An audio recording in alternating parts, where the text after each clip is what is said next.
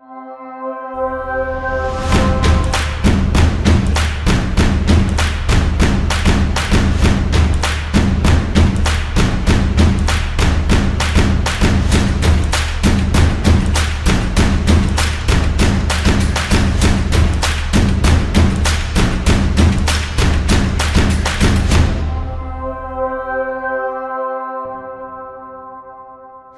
maybe you can tell us a bit more about this understanding that life is a property of the whole universe. The whole universe. Yeah, this is a really critical point, because again we are always in your minds polluted by history, because the knowledge, scientific knowledge, doesn't come like this at one time. It's a consequence of lots of errors of thinking which are corrected with time and which give you a final picture which is coherent. But the final picture cannot be perceived without all these errors which have been made during history.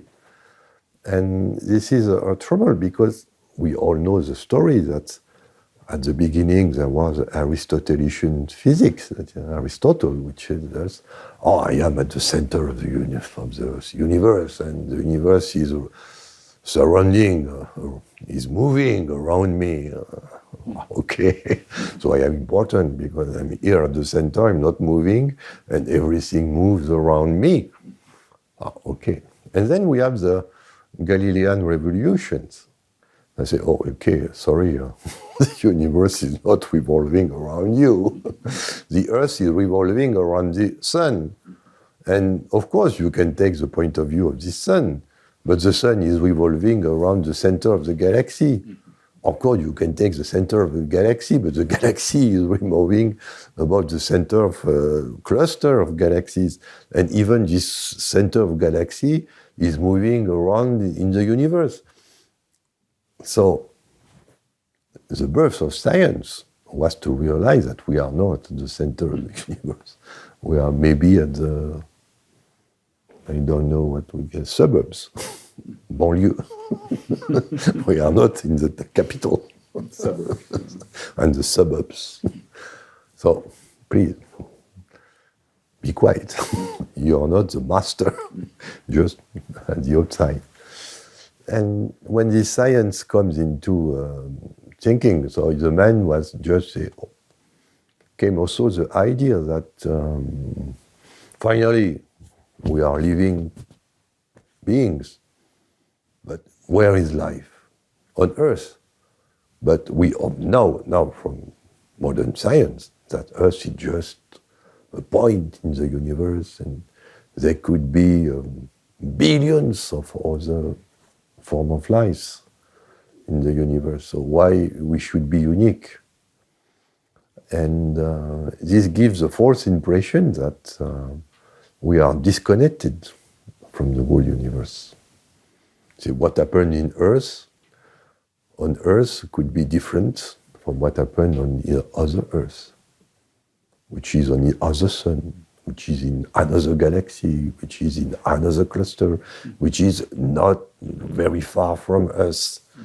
And so, when you take the probabilities, this is a big sin, not a sin. It's a big trouble of our times, that we are to think about probabilities, not about certainties. The problem with probability is that there are numbers which are smaller than 1. And when you say that, you say, well, okay, the probability is always smaller than 1. But there is a mathematical theorem which tells you if you take two numbers that you are smaller than 1, what you get by their product is not something which is small, which is very small. And when you multiply again by something, it's not very small, it's very, very, very, very small. Somebody would say teeny. And when you multiply teeny by again a number which is smaller than 1, which is teeny, become very teeny. And we finally arrive at the idea that we are an, I don't know the English word, improbable? It's okay? Unlikely. We have, life on Earth is an unlikely event. Because when you multiply the probabilities, it's so small that, of course, it is happen here, but it happened here because the universe is huge. And so even if the probability is very small, it can appear here. But the consequence is that it has been here, but nowhere else, because the probabilities are too small. And here we have a problem, because we think that we are an accident in the universe. Most of the universe is not made of living matter. And so if most of the universe is made of living matter, we are an accident. We have the change here to have the right distance from the sun, we have the right temperature, we have everything that was right. And of course, in other planets, everything is right except one thing. And as one thing is not right, there is no life. I just summarize the basic ideas of most of scientists about life. Now, for this paper and more generally, when I ask, first, everybody on this planet is here for answering one question. What is life? Or, if you prefer, why I am here? Mm-hmm. This is a basic question. Because we are here on Earth. Why we are here on Earth? We need a whole life to understand this, and give an answer to this question. Knowing that this answer is not specific, universal. It's an answer which is particular to each human being. Each human being has a mission to do. And why he is living? Because he has to understand why he is here. So all your life is illuminated by this question. If you don't answer to this question, you are missing something which is very fundamental, and you are not okay. That is to say, you have strange feelings of incompleteness. Mm-hmm. Because you are not asking the good question. The only one question you should answer. And if you try to answer this question, you will read books, you will read papers, and then you will understand what you are doing here. And what is behind this consideration is that life is a property of the universe. What does that mean? That means that if you let the universe make what he has to do, you will always get life at the end. And when I say life, of course, it's life, and the consequences of life is consciousness. Because we know that we have life without consciousness. Bacterial life, and maybe bacteria have some kind of consciousness, but if they have consciousness, it's very small. We, our humans, have consciousness. And maybe that one big message I can bring to you nowadays is that we are here to increase the consciousness of the universe. Because the universe, as a living being, has consciousness. And consciousness, like entropy, is additive. The more consciousness I have in one people, the more consciousness I will get in the universe. So we again see a link between consciousness and entropy. Mm.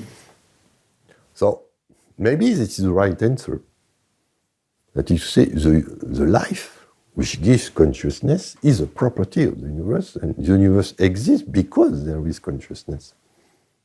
But life, and then, as a consequence of life, consciousness. And now can we get at the same conclusion, not from just ideas, because this is ideas, it's beautiful philosophy, okay, but we are scientists. Can I get the same conclusion from the facts, not from just what I think to be correct? And this is right, because when you look at the composition, first, when you look at what is called the dogma of biology, is that everything in biology with life starts with a cell. The cell concept is a key concept. It's not very new, in fact, because in the 18th century, we understand that we have a lot of substance in the universe: oil, rock, water, air. And one of the big progress was to realize that all these substances are made of association of atoms, what we call molecules. And if you have an infinite amount of substance, you have just 92 elements, which is called the periodic table of the elements. That is to say, with a limited numbers of atoms, you can make any kind of substance that you wish. And so this is a very interesting point, that you can make an equivalence between an infinite diversity of molecules and a teeny amount of atoms. And this is the same when you go to the cell. You say, if you take a living organism, of course, you have an infinite possibility of living species. But what we realize that there is always a single entity at the basis, which is called a cell. You say you have a cell, and then after, this cell can be alone. This is called bacteria, or unicellular organism. Or these cells can cluster together to make tissues and organs and bodies. But again, if you have this reductionist point of view, everything in biology is made of a cell. At the very beginning, you have a cell, and then after you have what you want. But the cell is unique. And then you say, okay, we have this idea that in biology, the cell is unique, and with a cell, I can make what I do, what I want. In chemistry, we have the same idea. We have just not one cell, but 92 elements. Or if you prefer, 92 cells. But it doesn't matter. We have also this idea that a whole infinity could be derived from a small pool of things. Can now we cross these two? Because a cell is made of atoms. Mm-hmm. What is the conclusion when you make this crossing? It's obvious. We are made of water. Every cell you take, whatever living being, if you go to the cell level, we are all made of water.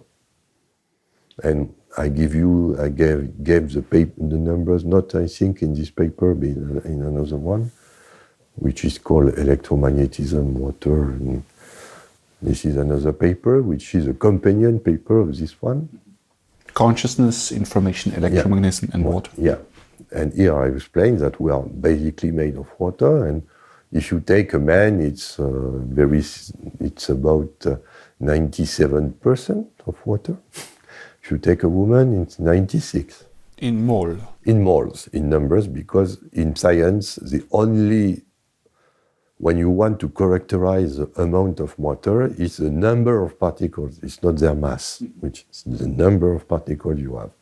So when you use the correct representation of matter, which is numbers, you get these two numbers, 97% for a man, 96% for a woman. There is, of course, a small difference between men and women, because it's very just evident. When you see a man, you don't see a woman. We have this difference. This is just 1% water difference, in fact.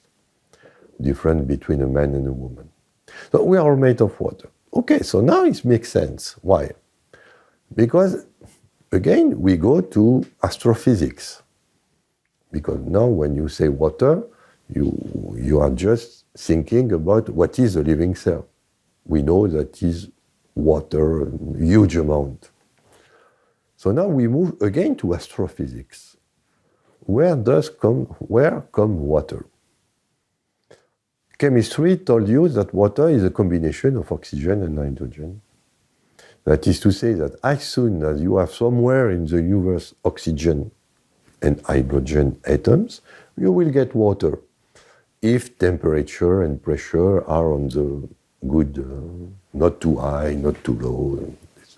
It's always the same thing. You can always dissociate any kind of atomic combination, but if you are at a given temperature, given pressure, so I would say 20 Celsius, 1 atmosphere, you will get water, either liquid, solid, or gaseous, but you will get H2O. Okay, so now you ask the question, where does come from the atoms? The atoms, astrophysicians tell us that they are synthesized in stars. You say when a star is burning, emitting light, like our sun, for instance, if you take the sun, which is a star which is illuminating Earth, what we know from science is that in the sun you have hydrogen, and you just take 2 hydrogen, 2 neutrons, and you bring them together to make helium. And during this process of burning hydrogen to make helium, you get light and entropy, of course. Mm-hmm. But this is not the problem here. We always get entropy as soon as something is evolving. But here the key point is that by fusing hydrogen and neutrons together, we get deuterium. And then after, by fusing, when the star has burned all this hydrogen, you have no more hydrogen to burn, so it began to burn deuterium to make oxygen. And then you burn oxygen to make silicon. And then you burn silicon to make... In fact, the star is a factory for making atoms from just one element, which is hydrogen. But this is very interesting because we go back to the living system. If I say the whole amount of substance, I can reduce the whole amount of chemical substance on Earth or in the universe to 92 elements. But now we have the information that these 92 elements are built from just one element, which is hydrogen. We get again the concept of the cell.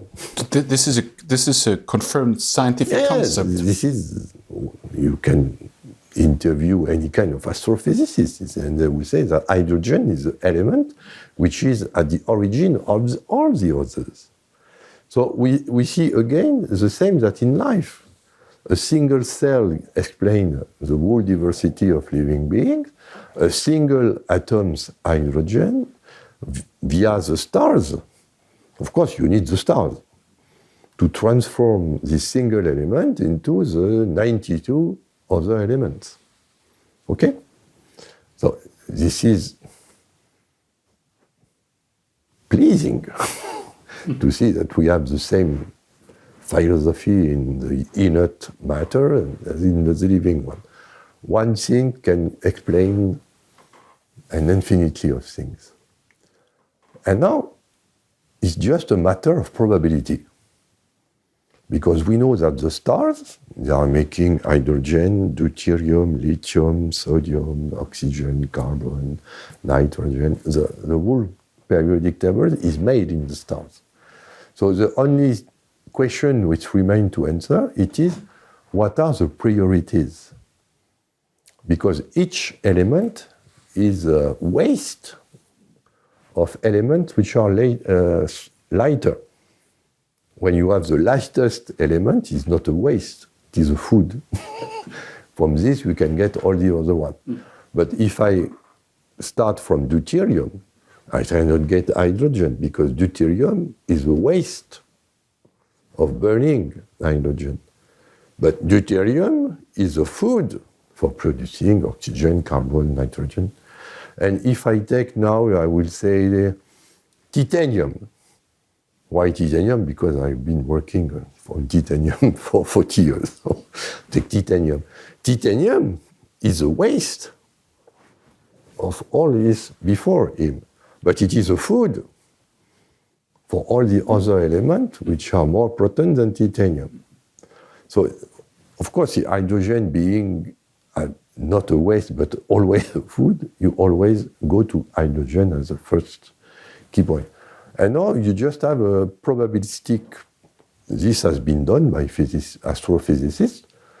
They have just taken the quantum probability, because this fusion reaction in stars are governed by quantum physics, not by classical physics. It's quantum physics which explains how you can fuse 2 protons to make deuterium, or you can fuse 8 protons to make oxygen. This is quantum physics which explains. And when you measure the natural abundances, or when you compute from the quantum physics rules, the amount of oxygen, of all the elements that are produced by stars in the universe, you get, I would say, a hit parade. That is to say, you will have the most abundant element, and you will get the least abundant element. And of course, the less proton you have, the more abundant you are, because you are a food, not a waste. And when you take the numbers, that's pretty clear. The number 1, I give it its name, hydrogen, because hydrogen is the source of every other one. So the most abundant in the universe element is hydrogen. Then, of course, I give also the name of the second one, because the very first step is to take 2 hydrogen atoms to make a deuterium. So, as deuterium is a waste of burning hydrogen, the second element in the universe is deuterium. So, like this. And of course, deuterium, when you get into the details, it's not the really, because it's 1 proton, 1 neutron. In fact, it's what we call helium. Helium is 2 protons and 2 neutrons. That's our technical details. But the important thing is that hydrogen has 1 proton, helium has 2 protons. So you have go to 1 to 2. It's the most simple thing you can do. Because again, we are in quantum physics, and you have 1 hydrogen or 2 hydrogens. Either you are hydrogen or helium. You cannot have 1/2 protons. It doesn't make sense. That is to say, between hydrogen and helium, you have nothing. And helium is called helium. Why? Because in Greek, the sun is not the sun, it's Helios. Helios is the sun, the god of the sun, and from Helios they derive helium, which is the first waste of hydrogen burning. So these are the 2 most abundant elements of the universe, hydrogen, helium. And of course, when you have the 2 first one, came the question, which is the third. Mm-hmm. And here you have the answer. I don't give it, but you can guess it. Is every living being is made of water? Mm. If life is a property of the universe, the third one should be oxygen. And physics confirm that oxygen is the third in the palmarès. After hydrogen, helium, you have oxygen. Mm-hmm. So that means to say that hydrogen and oxygen are everywhere in the universe. You cannot think about the universe without hydrogen or oxygen. And of course, now if you want to make a chemical reaction, you say you want to take 2 atoms to make a molecule, you cannot use helium, because helium, quantum physics explain you that it cannot react. Helium is what we call an inert gas. That is to say, it doesn't like other atoms. It wants to be alone. So even if hydrogen meets helium, nothing happens. But if hydrogen meets oxygen, which is the third one, now you will get water. That means that water is everywhere in the universe. And if every cell is made of water, and if you need cells to make life, that means that life is everywhere in the universe as soon as there is water. This is not an idea. This is a logical conclusion from what we observe from science of what makes the universe in terms of matter.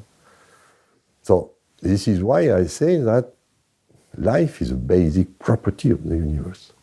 And the only question which remains to solve, because now we know that water is the most abundant substance in the universe, is if we want that universe, another basic property of the universe is consciousness, we must link water and consciousness. Because water is the most abundant element. And if we want that living being have consciousness, this should be related to water. So this is the reason of the second paper, which explains how from water you can get information, well, not get information, but store information, and storing information and manipulating information is consciousness. And you use water for this. So you see, you get, as soon as you say that water is most abundant substance, chemical substance in the universe, this means that consciousness is everywhere in the universe. And then when you realize that consciousness is everywhere in the universe, that could be said that finally, and this was the point of quantum physics, every scientist which I make quantum physics has always met this problem of consciousness. Mm-hmm. And the father of quantum physics have been clear on this point. Consciousness comes before matter. That is, in fact, the basic property of the universe is not life, it's consciousness. It's consciousness which gives life through water. And the second paper, which is not related to entropy, because entropy goes into the details on how you can build complexity from small things, but you cannot dissociate water from consciousness.